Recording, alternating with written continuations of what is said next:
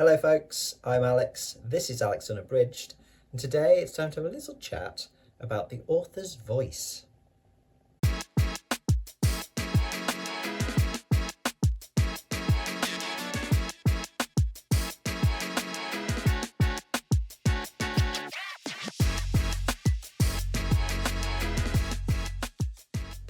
So welcome back to the channel if that is the case. Yes, the author's voice. This is a bit of a kind of a response video to Gareth over at Book Songs and Other Magic. Gareth put out a video, I think last week before perhaps now, about the author's voice. And I will link to Gareth's video in the description. It's cracking, go and have a watch. And he said in that video that he thinks we love the books or the authors that we do because of the voice of that author. And I'm in agreement with him on this. That is certainly the case for me. I think voice is super important for me. It's one of, if not the most important thing to me when I read a book. It's what I connect with, I think, the most, or allows me to connect with the book the most. And when I find an author with a voice that I love, they could probably write in any genre, with any kind of plot, and I would read them because of that voice. Even if it's a genre that I wouldn't usually go for, or a plot idea that doesn't immediately grab me from the blurb, I will just read it because I love how they sound. So for me, an author's voice is kind of made up of several different elements. So kind of how they say things is one, their turns of phrase, how they structure what they say. Their vocabulary choices is another one, and the rhythm of their writing, the flow of their writing. I think their sense of humour is definitely a part of their voice, how they convey emotion, tension, things like that. And also I think, it's kind of their unique kind of experiences or perspectives as an author that they bring to their writing, to their work. I think style is slightly different in terms of like there's the technical elements of style, of writing, such as sentence structure and syntax, things like that. And then there's tone, and I think those contribute to establishing an author's voice as well. Though some writers do write in more than one style or tone, so there is a bit of a split there. But I think when that's the case, when an author writes in two different sorts of styles or tones, certainly for the authors that I talk about in this video, I can still identify a kind of a unique voice within those varied styles or tones. There's a DNA in the writing that is recognisable. So Gareth picked 6 authors that he thought had particularly strong voices that he loved. And so I'll do the same, I'll stick to 6. What I have done though is I've restricted myself to authors that I've read at least 3 books by. So there, I kind of feel at that point after 3, I've got a decent enough handle on their voice, their authorial voice. So the first one I've picked is Angela Carter. I've read 4 books by Carter. And yeah, she's distinctive. There's a playfulness to her voice. Her stuff is sometimes erotically charged, and paired with the macabre. She's got a great sense of humour, which is, I think is very much hers. She uses rich and complex language. There's a lot of complex or run-on sentences. There's a real theatricality to Carter's writing, and I think that's part of her voice. It's larger than life. It's very, very warm and human. She is in her writing, absolutely, I think.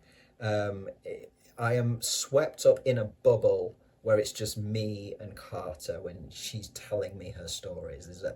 She's a storyteller, and there's a definite it's her. I can hear her in the writing. The one that I think the book of hers that really kind of captures that the best for me is Nights at the Circus. that is a phenomenal piece of writing, and it is just spellbinding. The second one is an author that Gareth mentioned as well, and that's Ray Bradbury. I've read 3 books by Bradbury now. He has a really distinctive kind of poetic style to his writing. I think that comes across in anything that I've read by him so far. There's a rhythm and vocabulary choices which are very much his. Really lyrical, evocative descriptions. He creates really vivid imagery. He's got a real kind of weight to his voice. There's a kind of a nostalgic tone to it, a melancholy tone to it. There's a darkness to it. And, I think you can see his influence, the influence of his voice on a lot of other writers, one of which I will come to in a minute. But yeah, there's a warmth there. There's an understanding in there with Bradbury of humans and humanity, and yeah, he is very, very recognisable, I think. So yeah, speaking of Bradbury's influence on other authors, my third pick is Stephen King. I've read 20 books by King, 20 novels by King, and then several others of his short story collections and novellas. And you can see the fingerprints of Bradbury throughout King's writing. But King definitely has his own distinct voice as well. He's very conversational, he's very accessible. He's got really simple, direct language rather than sort of complex vocabulary. That kind of simple, direct language sort of paired with a level of often mundane detail really kind of, again, brings the world alive. It's very conversational, but it's very observational as well.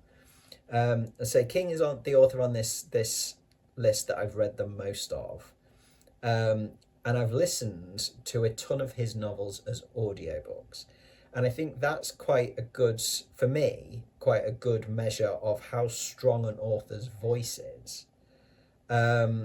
In that it doesn't matter how many different narrators across, the catalogue of books by a particular author that I've read.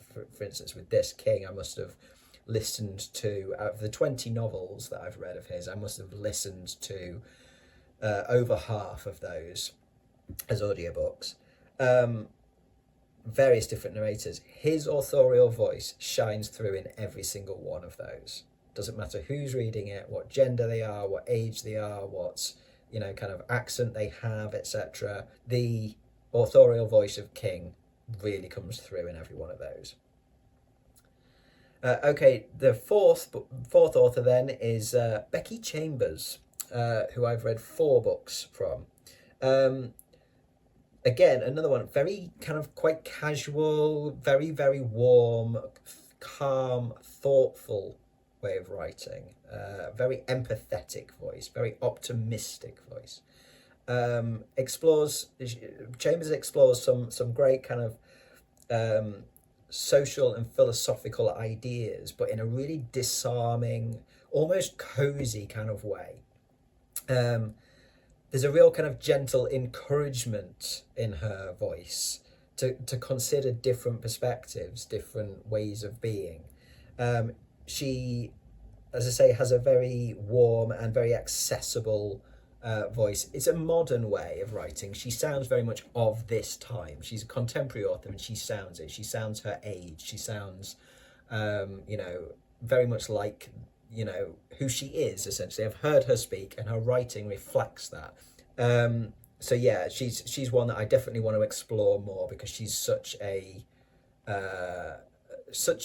comforting voice to me. I think her voice is wonderful and she always makes me feel better when I read her stuff. The 5th author then is Max Porter. And I've read 3 of his books so far and I have 2 more on the shelf to get through. Now, this is an example of an author who has written wildly different books with different styles, different tones, sometimes even within the same book, different structures, just like, yeah, he experiments, but whose voice comes through loud and clear in each and every one. He's very British, I would say. His humour is very very likable, very warm humour. He has a very lyrical but really grounded prose. His characters always feel very real. I think he writes character voices really well. And there's a lot of heart again in the writing. I think his personality, his views on the world, his perspective comes through loud and clear with Porter's writing.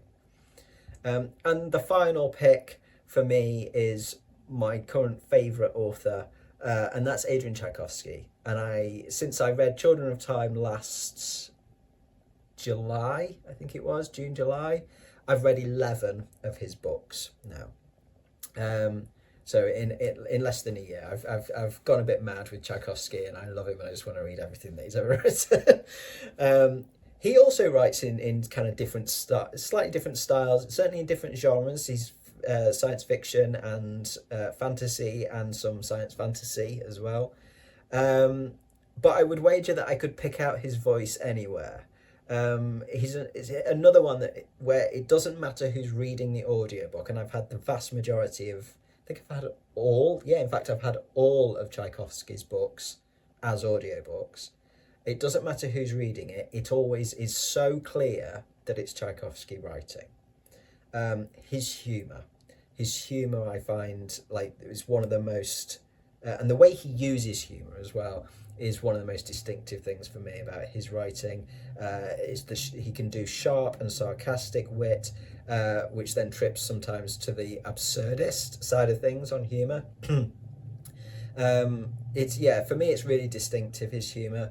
And I think the weightiness of his writing as well, especially in his description, rich language, but it's still accessible.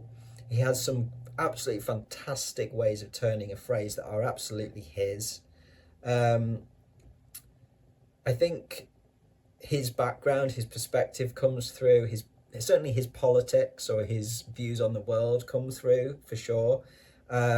His background, his degree was in zoology. That comes through in terms of how he talks about his alien creatures in his science fiction. The social side of things that he talks about, sociology, sort of science, social sciences, comes through. I think his voice is super recognizable, certainly for me anyway. And I absolutely love it. He is, as I say, he's my favorite writer, not just because of the ideas, because he's an ideas man, the ideas he comes up with and the way he explores them, but it's the way he sounds on the page or in my ears when I'm listening to the audiobook. So there you go, those are my 6. I will end with a note though, from an artist and writer's perspective. I spent over a decade working as an artist, and I'm now also a writer. And one of the things that I've seen persistently over the years is, certainly from new creatives, and I've done this myself, is questioning, almost kind of being desperate to find your artistic voice. How do you find your artistic voice? As I say, I've asked it, worried over it even myself in the past. And I think that the answer there is just to write or to make, to practice practice using your voice. I think it's just about trying to remain as honest as possible to who you are as a person and how you want to say something, whatever it is you want to say, and in whatever medium you want to say it. I think the main thing is to not try and emulate someone else's voice. Your voice is your voice. It's what makes your work your own. And it's easy to measure yourself against your favourites, the people who you hold up as these great writers, great artists that you respect and admire and who inspire you. But I think trying to tap into what they've got and emulate that is that way lies frustration, disappointment, etc. I, for instance, will never be able to write like Adrian Tchaikovsky because I'm not Adrian Tchaikovsky. And that's okay. I want to write like me, not someone else, however much I admire their work. But I can appreciate and learn from his grasp of the craft of writing, for sure. That's, you know, that's the stuff you can learn that will improve your art, writing, etc., things like that. But I think the voice has got to be your own, and it's got to come through organically. It's got to come through practice.